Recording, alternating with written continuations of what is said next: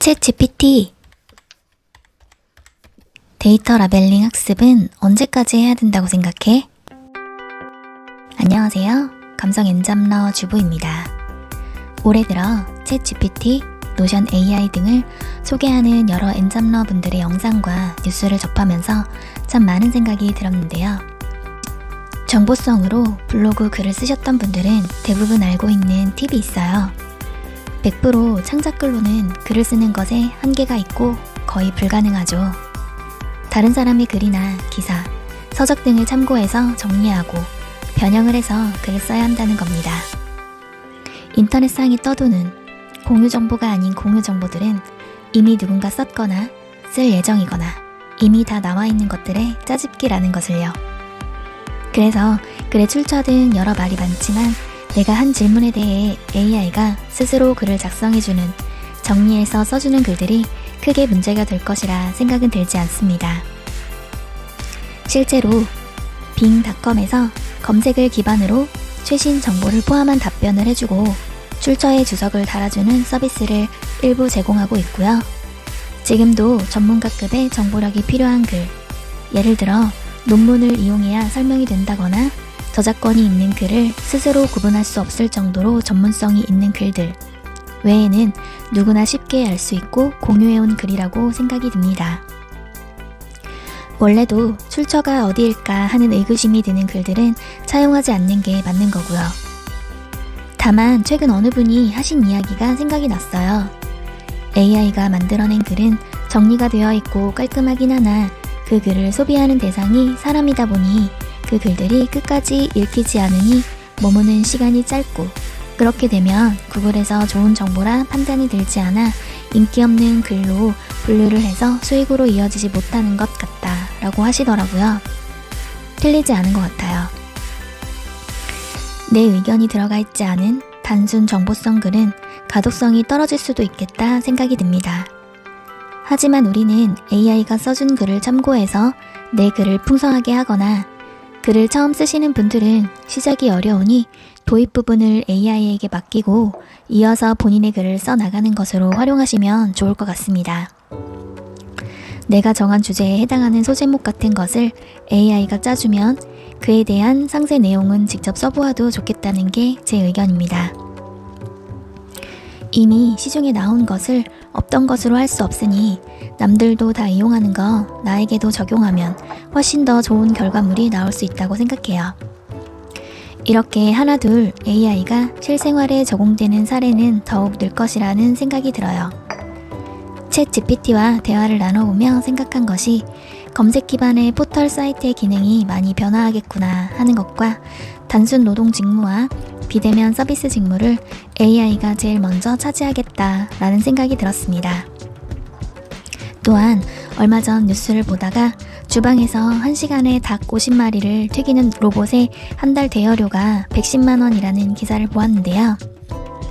이렇게 사람의 자리를 기계가 대체하면서 젊은이들이 사라져가고 있는 한국에서 더 빠른 성장을 이루어 나갈 것이라는 생각이 들었고, 더 정교하고 사람 같은 움직임과 판단을 하기 위한 기술의 발전과 데이터 라벨링의 일감도 더 다양해지고 발전될 것이라는 생각도 들었습니다. 어떤 구독자분께서 그런 댓글을 다신 적이 있어요. 합성 데이터라는 것을 알게 되었는데 이 일을 하는 게 맞는 거냐는 질문이었고, 제 의견을 물어보셨는데요. 여기서 잠깐 합성 데이터가 무엇인지 먼저 알아볼게요. 지금도 오토 레이블링과 같이 AI가 이미 한번 작업을 한 것을 데이터 라벨러가 수정을 해서 작업하는 것들이 점점 늘고 있는 것도 사실이에요. 오토 레이블링이 무엇인지도 알아볼게요. 제가 그 결과물을 본 바로는 아직 갈 길이 멀겠다 라는 생각을 했어요.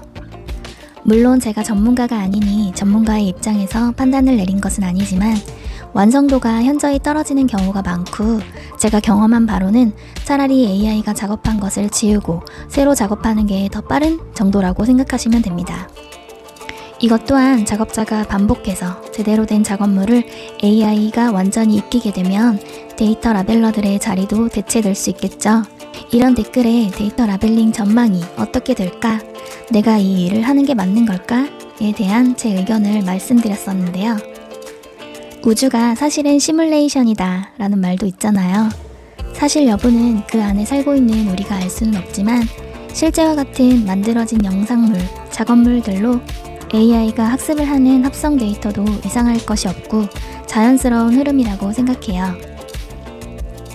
하지만 우리가 전문가는 아니니 어디까지 발전하고 있는지 그 여부도 알 수가 없고 어차피 변화되는 세상이라면 그 사이 어딘가에 내가 그 일을 하고 있고 세상이 바뀐다면 그곳에서도 다른 형태로 변형된 다른 일이 계속 이어지지 않을까 하는 생각입니다. 구더기 무섭다고 장 못 담그냐는 말이 있잖아요. 변화가 두려워서 한 발도 내딛지 못한다면 그냥 아무 일도 일어나지 않을 뿐이라고 생각해요. 그래도 한 발이라도 내딛어야 다른 승강장으로 가는 열차라도 빠르게 갈아탈 수 있지 않을까 하는 생각입니다. 데이터 라벨링이 AI의 발전에 기여를 하고 있지만 핵심 업무는 아니죠. 자기 발전을 필요로 하는 분들은 그 중심으로 갈 수 있도록 노력한다면 내 기준에서 더 낫다고 생각하는 일을 할 수 있을 겁니다. 마지막으로 AI 학습을 시키는 자료를 만드는 일을 하는 데이터 라벨러가 AI 당사자에게 데이터 라벨링 학습을 언제까지 해야 할까? 라고 직접 물어봤습니다. 답은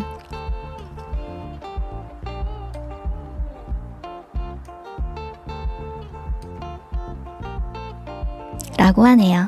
참 흥미롭죠? 스스로가 아직 멀었다고 하니 불안해하지 말고 일단 지금에 적응하는 것으로 방향을 잡아야 할 것 같습니다. 우리나라의 인구 감소율이 급격하다고 하죠. 모든 것은 흐름이고 자연스럽게 아이를 가질 마음이 들어야 이 상황이 나아지는 것인데요. 세계에서 인구 감소의 폭이 제일 크고 저출산 나라 1위인 우리나라가 필요에 의해서 자연스럽게 AI 발전에 총력을 기해야 하고 선두에 서게 된다는 것은 지금으로서는 자연스러운 현상이 아닐까 생각이 듭니다. 여기서 우리 엔잡러들은 어떻게 하면 될까요? 점점 자동화는 진행이 될 것이고 사람들은 옛날의 향수를 찾고 가짜 중에 진짜를 찾는 노력이죠. 그 틈을 파고들기 위해서는 나라는 브랜드를 확실히 해야 한다는 거예요. 어느 날 갑자기 필요에 의해 적절한 곳에 배치되는 AI와는 달리 다양한 삶을 살아가는 우리를 앞으로를 위해 나를 온라인상에 보여주고 브랜딩하는 일을 게을리 하지 않아야 한다는 거예요. 그러니까 그걸 어떻게 해야 하냐고요? 정보는 이미 많이 나와 있고 본인에게 맞는 방법으로 적응해 나가야겠죠? 실천하지 않았을 뿐 답은 이미 알고 계실 거라 생각이 됩니다. 누구보다 적응력이 빠른 감성 엔잡러 주부는 지금처럼 제 채널을 통해 변화해가는 오늘에 적응해 나가는 방법을 공유할 테니 팔로우해주시고 참고해주시면 좋을 것 같아요. 끝까지 봐주셔서 감사합니다.